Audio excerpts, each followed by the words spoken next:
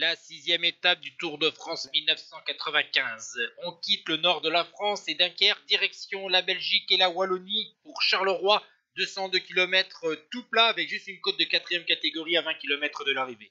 Cette étape va être principalement animée par deux coureurs, Simon de la Castorama accompagné d'un Belge, Frison de la formation Lotto. Ils ont jusqu'à 4 minutes 10 d'avance sur le peloton et ils vont être pris loin de l'arrivée, à 92 km du terme, par un peloton emmené notamment par les formations Once de Laurent Jalabert et surtout Mercatone Uno de Mario Cipollini, déjà vainqueur à 2 reprises sur ce Tour de France. 3 coureurs vont animer ce final.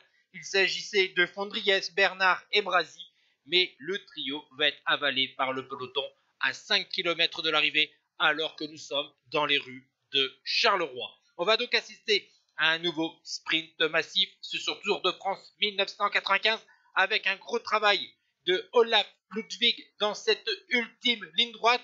On voit Abdou Japarov qui va essayer de dépasser tout le monde en restant dans le sillage notamment d'un coureur de la Lamprey, et c'est surtout à droite de votre écran un sprinter allemand de 25 ans, Eric Zabel, qui va signer sa première victoire sur le Tour de France. Il devance Laurent Jalabert, Abdou Japarov, Zvorada qui était le Lamprey et Lombardi.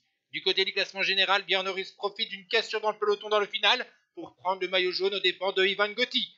Ciao tout le monde.